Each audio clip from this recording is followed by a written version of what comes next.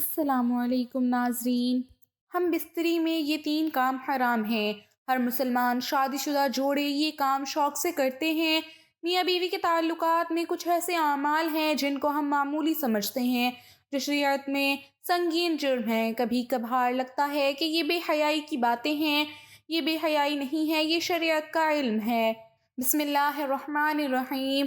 محترم ناظرین، انسان کے قریب ترین تعلقات میں سے میاں بیوی کا تعلق ہے، حتیٰ کہ ازدواجی تعلق انسانی تمدن کی بنیاد ہے۔ اللہ تبارک و تعالیٰ نے اس رشتے کو اپنی قدرت کی نشانیوں میں شمار فرمایا ہے۔ اللہ تبارک و تعالیٰ ارشاد فرماتا ہے کہ ترجمہ کنز الایمان، اور اس کی نشانیوں میں سے ہے کہ تمہارے لیے تمہاری ہی جنس سے جوڑے بنائے کہ ان سے آرام پاؤ، تمہارے آپس میں محبت و رحمت رکھی۔ بے شک اس میں نشانیاں ہیں دھیان کرنے والوں کے لیے۔ سورہ روم پارہ 21 آیت 21۔ اس رشتے کی اہمیت کی پیش نظر قرآن و حدیث میں شوہر کے بیوی پر اور بیوی کے شوہر پر کئی حقوق بیان فرمائے گئے ہیں جن کو پورا کرنا میاں بیوی میں سے ہر ایک کی شرعی ذمہ داری بنتی ہے۔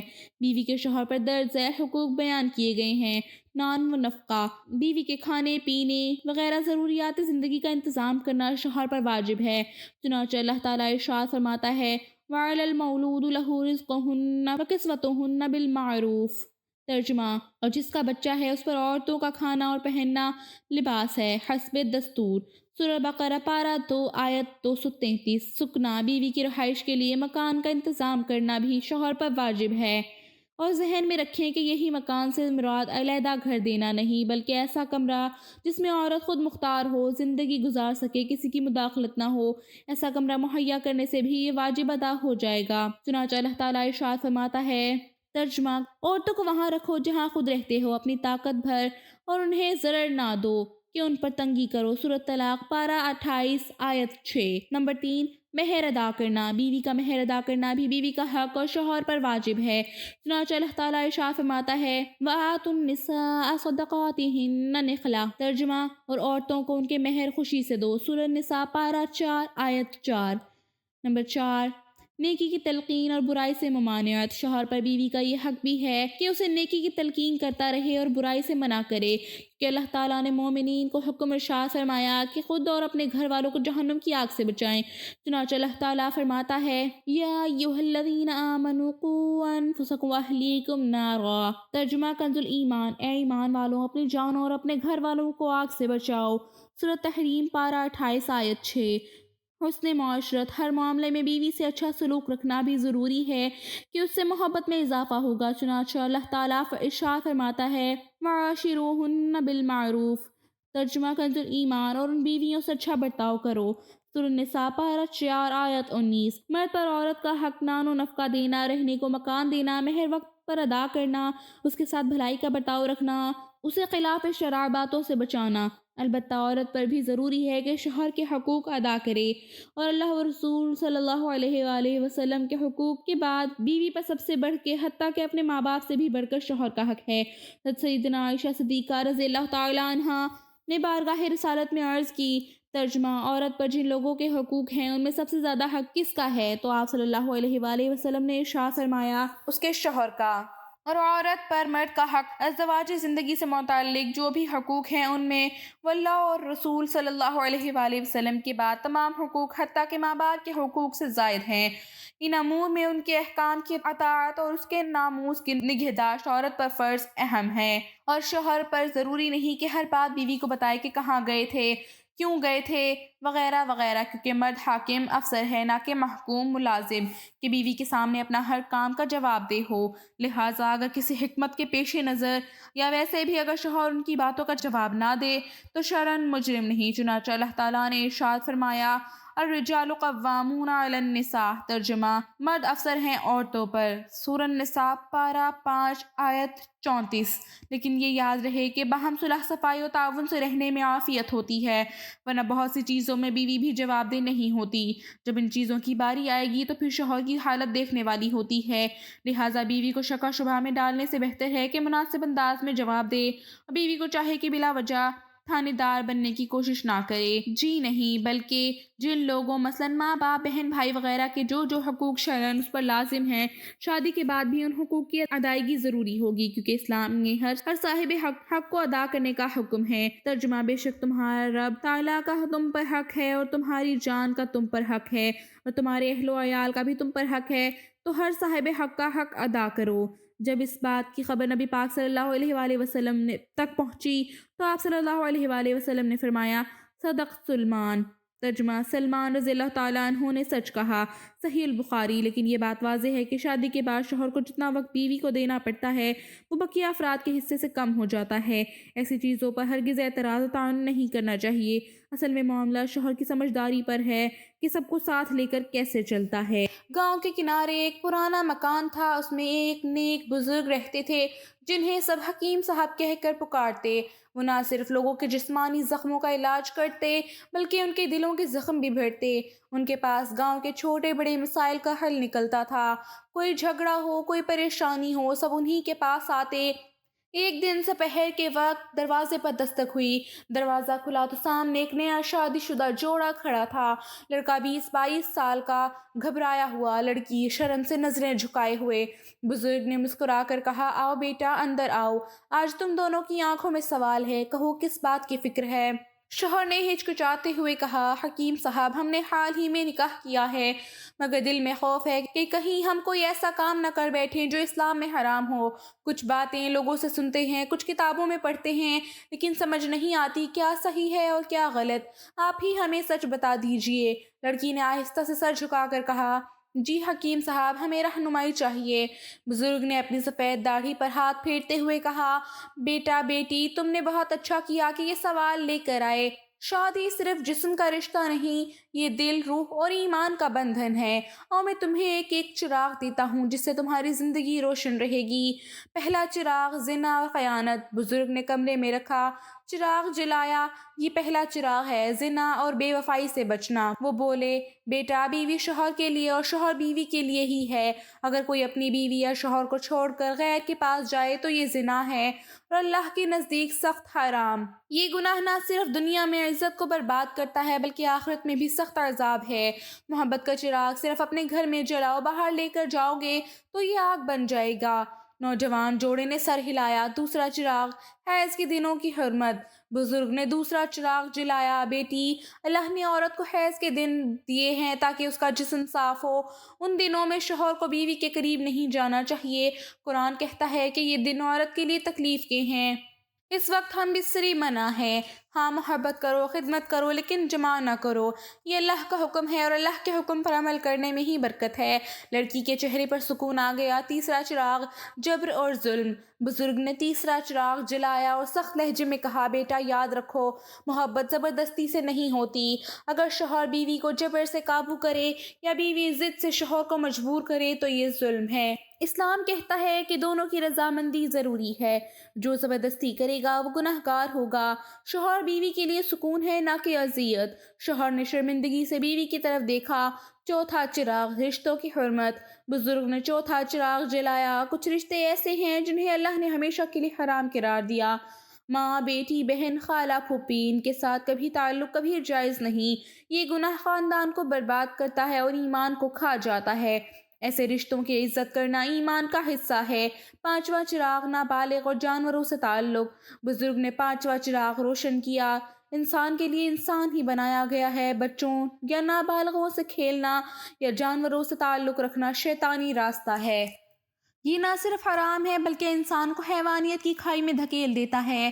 ایسے لوگ دنیا اور آخرت دونوں میں ذلیل ہوتے ہیں۔ چھٹا چراغ، مکروہ اعمال۔ اب نوجوان نے ہمت کی اور پوچھا، حکیم صاحب، کچھ لوگ کہتے ہیں کہ منہ کے ذریعے بھی عمل جائز ہے، کیا یہ صحیح ہے؟ بزرگ نے سر جھکا کر کہا، بیٹا، یہ معاملہ علماء کے درمیان مختلف ہے۔ کچھ کہتے ہیں کہ میاں بیوی اپنی مرضی سے کر سکتے ہیں بشرط یہ کہ نجاست منہ میں نہ جائے۔ کچھ اسے مکروہ کہتے ہیں۔ یاد رکھو، اسلام صفائی اور عزت کا دین ہے۔ اگر یہ عمل عزت اور وقار کو نقصان پہنچائے یا نجاست کو منہ میں لے آئے تو یہ پسندیدہ نہیں۔ بہتر ہے کہ پاکیزگی کے ساتھ رہو۔ ساتواں چراغ، صحت اور راحت۔ بزرگ نے آخری چراغ جلایا اور نرم لہجے میں کہا، بیٹا بیٹی، شادی کا مقصد سکون ہے۔ جو بھی عمل تمہیں جسمانی نقصان پہنچائے یا بیماری کا باعث بنے وہ درست نہیں۔ بیوی کو شوہر کی راحت بننا ہے اور شوہر کو بیوی کی ڈھال۔ اگر تکلیف دو گے تو یہ چراغ بجھ جائے گا۔ اب کمرے میں 7 چراغ جل رہے تھے، روشنی نرم اور پرسکون تھی۔ بزرگ نے دعا کے لیے ہاتھ اٹھائے، یا اللہ ان دونوں کے دلوں میں محبت اور پاکیزگی ڈال دے، انہیں ایک دوسرے کی عزت اور سکون بنا۔ نوجوان جوڑا اب دیدہ ہو گیا۔ شوہر بولا، حکیم صاحب آج ہمیں سمجھ آیا کہ شادی کا مطلب صرف خواہش پوری کرنا نہیں بلکہ ایک دوسرے کو عزت دینا ہے۔ بزرگ کی آنکھوں میں خوشی کے آنسو آ گئے۔ انہوں نے کہا، بیٹا یہی وہ چراغ ہیں جو اگر سنبھال لیے تو تمہارے گھر میں ہمیشہ روشنی رہے گی۔ مدینہ منورہ کا پر نور دور تھا۔ نبی اکرم صلی اللہ علیہ وآلہ وسلم کی تعلیمات سے ہر گھر روشنی سے بھر گیا تھا۔ صحابہ کرام رضی اللہ تعالی عنہ نہ صرف نماز، روزہ اور جہاد میں سبقت کرتے تھے بلکہ نکاح اور گھریلو زندگی کے آداب بھی انہی سے سیکھتے تھے۔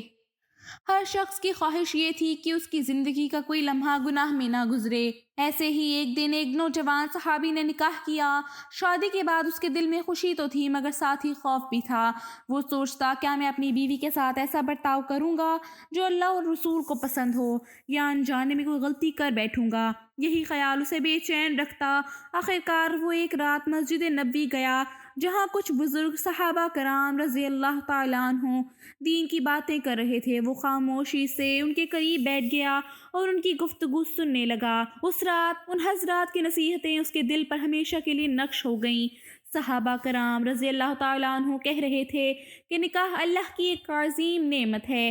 مرد اور عورت دونوں کو اپنی خواہشات اسی کے دائرے میں پوری کرنی چاہیے۔ اگر کوئی اپنی بیوی کو چھوڑ کر غیر عورت کی طرف جائے یا بیوی کسی غیر مرد کے ساتھ تعلق بنائے تو یہ زنا ہے۔ زنا وہ آگ ہے جو نہ صرف ایمان کو جلا دیتی ہے بلکہ خاندان اور عزت کو بھی خاک ستر کر دیتی ہے۔ نوجوان کے دل نے گواہی دی، سب سے پہلا فرض یہ ہے کہ اپنے گناہوں کو قابو میں رکھے اور دل کو غیر عورت کی طرف نہ جانے دے۔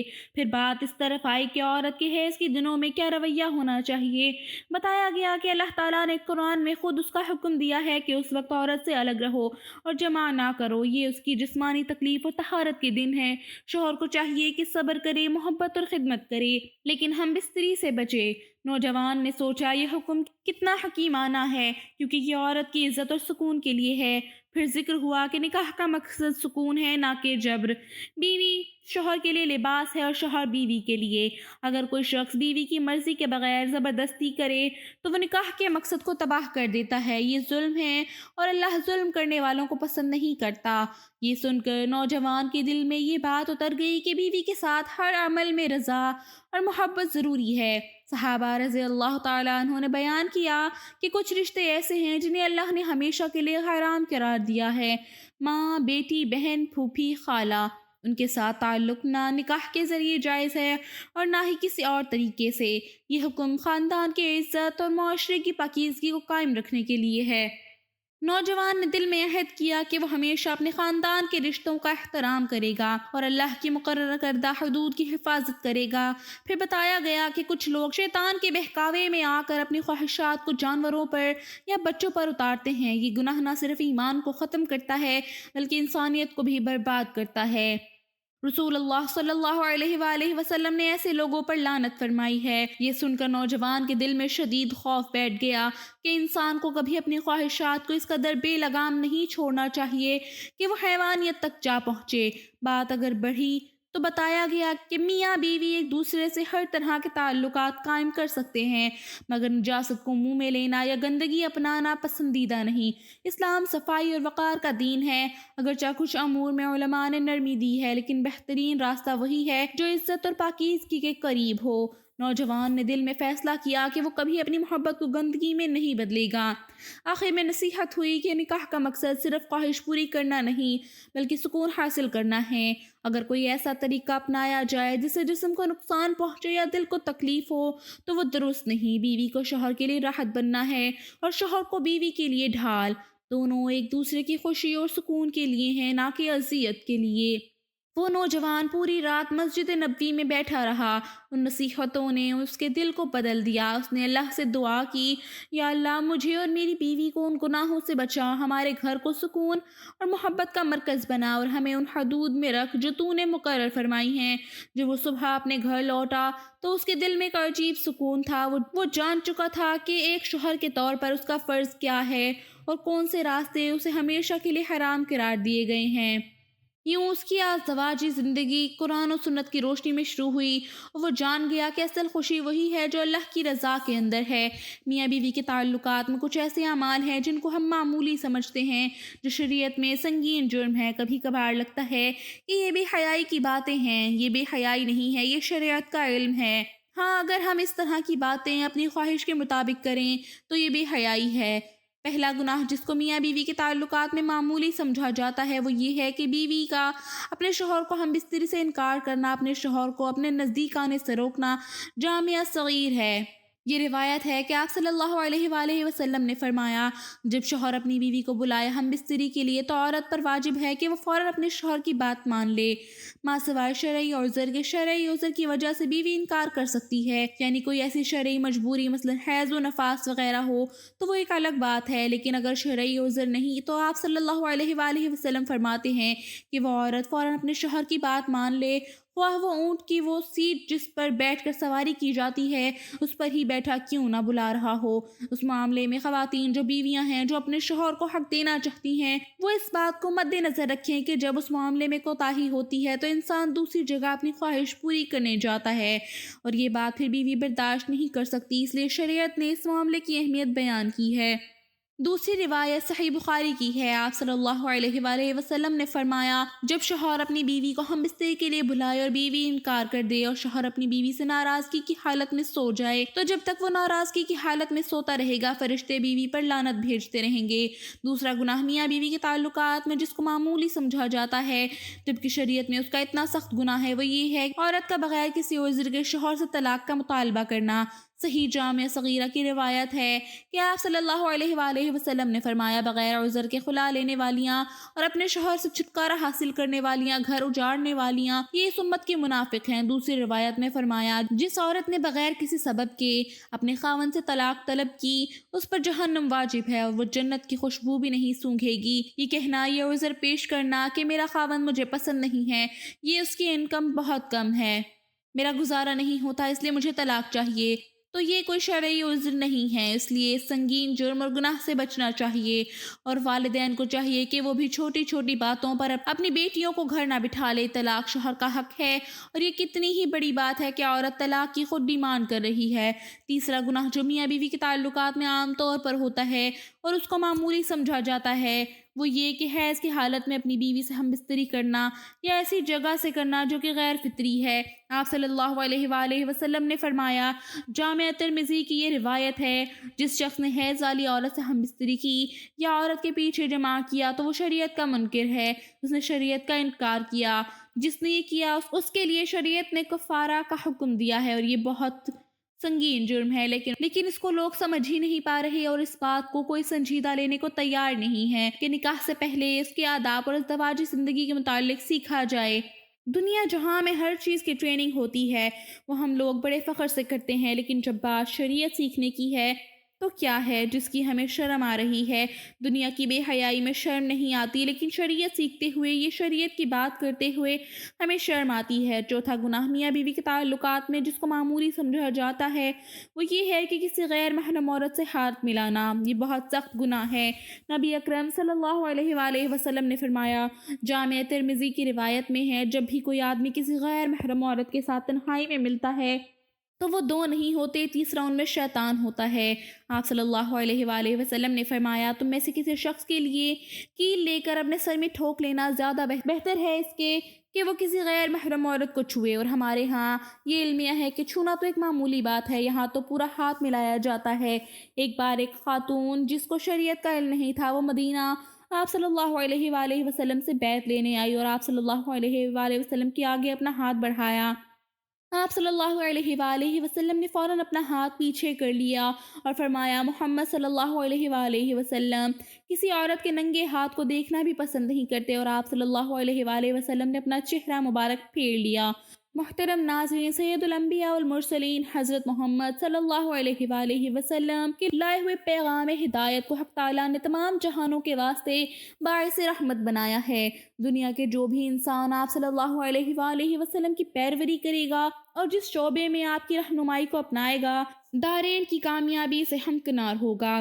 اس کے برعکس زندگی کے جس شعبے میں بھی حضور صلی اللہ علیہ وآلہ وسلم کی ہدایت سے انحراف کیا جائے گا، ناکامی و نامرادی کا سامنا ہوگا۔ اگر ہم اپنی معاشرت کو رحمت والی معاشرت اور اپنی تجارت کو برکت والی تجارت اور اپنی تدبیر و سیاست کو رحمت والی تدبیر و سیاست بنانا چاہتے ہیں تو ہمیں اپنی زندگی کے تمام نشیب و فراز میں حضور صلی اللہ علیہ وآلہ وسلم کے رحمت والے پیغام کو دل و جان سے قبول کرنا ہوگا۔ حیات انسانی کا ایک اہم شعبہ آدمی کی ازدواجی زندگی ہے، جس میں ایک مرد اور عورت کو ہمدردی، مروت اور محبت کے ساتھ دکھ سکھ کا ساجھی بن کر شریک حیات بننا پڑتا ہے۔ مرد اور عورت کے اس خاص ملاپ کا اسلامی نام نکاح ہے۔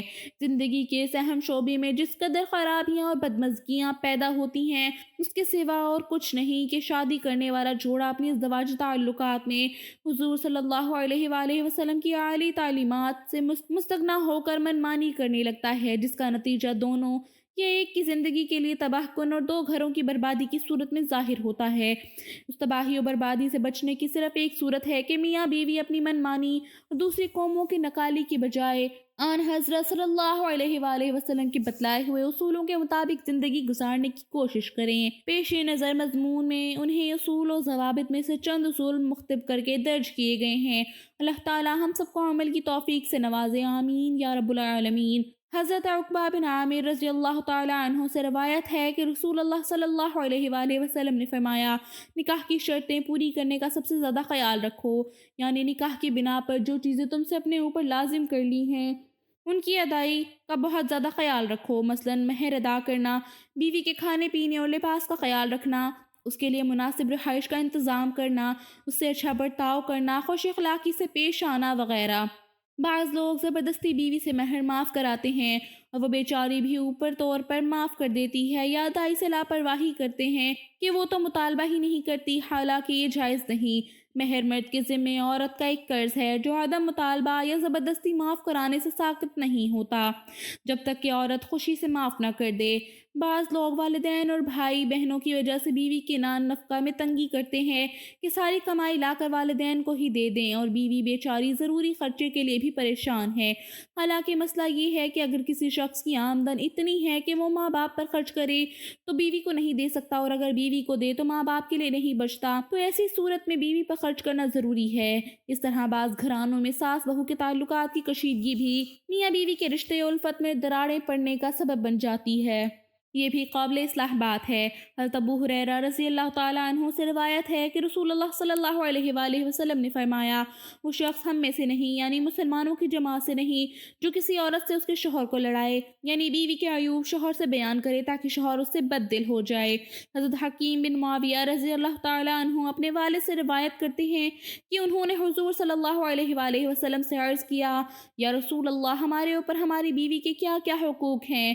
آپ صلی اللہ علیہ وآلہ وسلم نے فرمایا، جب تم کھانا کھاؤ تو اس کو بھی کھلاؤ، جب تم کپڑے بناؤ تو اس کو بھی بنا کر دو، اس کے چہرے پر نہ مارو، اس کو سبشتم نہ کرو، گالی نہ دو، اور اس کو علیحدہ کرنے میں مصلحت ہو تو صرف بستر علیحدہ کرو، یعنی کسی مصلحت کی بنا پر اس سے ناراض ہو تو یہ نہیں کہ اس کو اس کے والدین کے گھر بھیج دو، بلکہ رکھو اپنے مکان میں، البتہ علیحدہ بستر پر آرام کرو تاکہ اس کو تنبیہ ہو جائے۔ ابو داؤد۔ اس حدیث میں سب سے پہلا حق بیوی کا یہ بیان کیا ہے کہ اس کے کھانے پینے اور لباس کا خیال رکھو، یہ نہیں کہ خود تو یار دوستوں کے ساتھ مرغ مسلم اڑا رہے ہیں اور بیوی دال روٹی پر گزارا کر رہی ہے۔ میاں صاحب کا لباس تو ایسا قیمتی ہے کہ بادشاہوں کا بھی کیا ہوگا، اور بیوی کے کپڑے لینے کا خیال ہی نہیں۔ حضرت حکیم الامت مولانا اشرف علی تھانوی رحمۃ اللہ علیہ فرماتے تھے کہ بیوی کو کچھ رقم ہر ماہ جیب خرچ دے دو، جس کا اس پر کچھ حساب نہ لو، کہاں خرچ کیا۔ حضرت عائشہ رضی اللہ تعالیٰ عنہ فرماتی ہیں کہ حضور صلی اللہ علیہ وآلہ وسلم نے فرمایا، تم میں بہترین شخص وہ ہے جو اپنی بیوی بچوں کے ساتھ سب سے اچھا سلوک کرے، اور میں تم سب میں زیادہ بہتر ہوں سلوک کے اعتبار سے اپنے گھر والوں کے ساتھ، یعنی میرا سلوک اپنی بیویوں کے ساتھ تم سب میں بہتر ہے، اور تم پر میری اتباع کرنا ضروری ہے۔ ترمذی میں انہی سے ایک اور روایت ہے کہ آپ صلی اللہ علیہ وآلہ وسلم نے فرمایا، مسلمانوں میں سب سے زیادہ کامل ایمان والا وہ ہے جس کے اخلاق سب سے اچھے ہوں اور اپنی بیوی کے ساتھ سب سے زیادہ نرمی کا برتاؤ کرتا ہو۔ معلوم ہوا کہ بیوی کے ساتھ نرمی اور مہربانی کا معاملہ کرنا چاہیے اور خوش اخلاقی سے پیش آنا چاہیے، کیونکہ وہ نہایت ہی قابل رحم ہے۔ ایک تو اس بنا پر کہ وہ بیچاری ضعیف ہوتی ہے، دوسرے عاجز و بے بس ہوتی ہے، جبکہ مرد با اختیار اور زور آور ہوتا ہے۔ حضور صلی اللہ علیہ وآلہ وسلم نے فرمایا، عورتوں کے ساتھ بھلائی کرنے کی میری وصیت قبول کرو، اس لیے کہ عورتیں ٹیڑھی پسلی سے پیدا کی گئی ہیں اور سب سے زیادہ ٹیڑھی پسلی اوپر کی ہے۔ بس اگر تم اس پسلی کو سیدھا کرنا چاہو گے تو وہ ٹوٹ جائے گی، اور اگر اس حال پر چھوڑ دو گے تو ہمیشہ ٹیڑھی ہی رہے گی۔ سو عورتوں کے حقوق میں میری وصیت قبول کرو۔ حضرات علماء فرماتے ہیں کہ عورتوں کے اندر پیدائشی طور پر اعمال و اخلاق اور عادات میں کجی ہے۔ اگر مرد چاہیں کہ اس کو بالکل درست کر دیں تو نتیجتاً اس کو توڑ ڈالیں گے، یعنی طلاق تک نوبت پہنچے گی۔ جسے ٹیڑھی پسلی کو سیدھا کرنا چاہیں تو وہ ٹوٹ جائے گی، لہٰذا ان سے فائدہ اٹھانے کی یہی صورت ہے کہ شریعت کے دائرے میں ان سے اپنے معاملات اچھے رکھو اور ان کی ٹیڑھے پن کو نظر انداز کر دو۔ ان سے یہ توقع نہ رکھو کہ وہ سب کام تمہاری مرضی کے موافق کریں۔ حضرت ابو ہریرہ رضی اللہ تعالیٰ عنہ سے روایت ہے کہ کوئی مسلمان مرد اپنی عورت سے بالکل یا بغض نہ رکھے، کیونکہ اگر اس کی کوئی بات ناگوار ہوگی تو دوسری کوئی بات پسند بھی ہوگی، کیونکہ عورت کے تمام اخلاق و عادات برے نہیں ہوتے، اگر کچھ افعال برے ہوتے ہیں تو کچھ اچھے بھی ضرور ہوتے ہیں۔ بس ہم ان کی خوبیوں پر نظر کرنی چاہیے اور بری عادتوں پر صبر کرنا چاہیے اور ان کی اذیتوں اور نقصانات کو برداشت کرنا چاہیے۔ قرآن کریم میں ارشاد باری تعالیٰ ہے، اور ان عورتوں کے ساتھ خوبی سے گزر بسر کرو، اور اگر وہ تم کو ناپسند ہو تو یہ سمجھ کر برداشت کرو کہ ممکن ہے تم ایک شے کو ناپسند کرو اور اللہ تعالیٰ اس کے اندر کوئی بڑی منفعت رکھ دے، مثلا وہ تمہاری خدمت گزار اور آرام کا خیال رکھنے والی اور ہمدرد ہو۔ حضرت عائشہ رضی اللہ تعالیٰ عنہ فرماتی ہیں کہ میں حضور صلی اللہ علیہ وآلہ وسلم کے گھر میں گڑیوں سے کھیلا کرتی تھی اور میری سہیلیاں بھی میرے ساتھ کھیلتی تھیں۔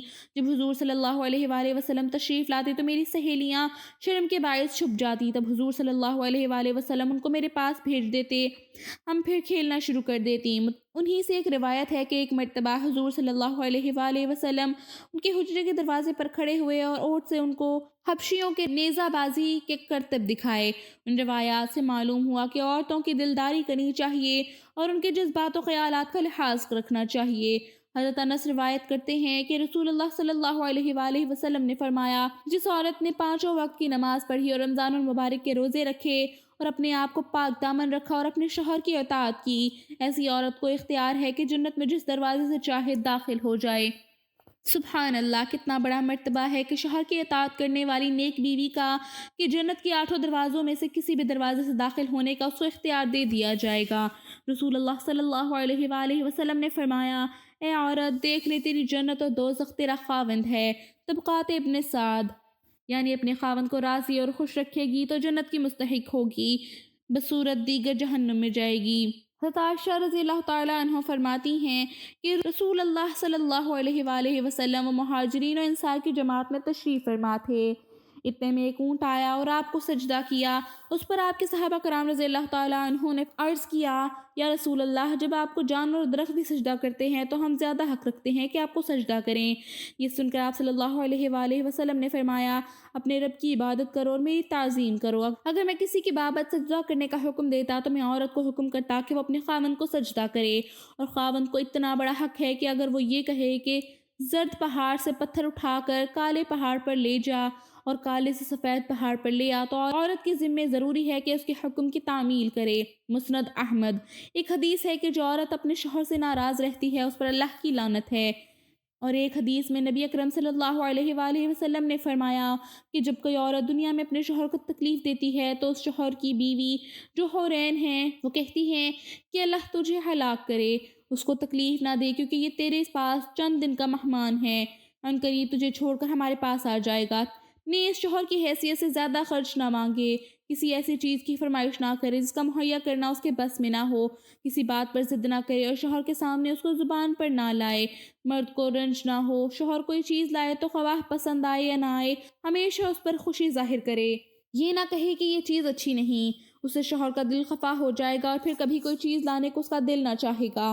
شوہر کو کسی بات پر غصہ آ گیا تو ایسی بات نہ کہے جس سے اس کا غصہ اور زیادہ ہو جائے، اور اگر وہ کسی بات پر ناراض ہو جائے تو خوشامد کر کے اس کو منا لے، خواہ قصور اسی کا ہو، اور معذرت کر کے اپنا قصور معاف کروانے کو اپنے لیے فخر و عزت سمجھے۔ خلاصہ کلام یہ کہ اگر میاں بیوی دونوں ایک دوسرے کے حقوق کا خیال رکھیں اور دونوں ہی آپس میں نرمی و مہربانی کا برتاؤ کریں اور ایک دوسرے سے خوش اخلاقی سے پیش آئیں اور آپس کے حقوق کے بارے میں اللہ سے ڈرتے رہیں تو زندگی دنیا میں ہی جنت کا نمونہ بن سکتی ہے۔ اللہ تعالیٰ ہم سب کو عمل کی توفیق عطا فرمائے، آمین ثم آمین۔ اللہ تعالیٰ سے دعا ہے کہ اللہ تعالیٰ ہمیں دین اور شریعت کو سمجھنے اور اس پر عمل کرنے کی توفیق عطا فرمائے، آمین۔ ناظرین، کمنٹ باکس میں اللہ تعالیٰ کے 99 ناموں میں سے ایک نام ضرور ٹائپ کریں۔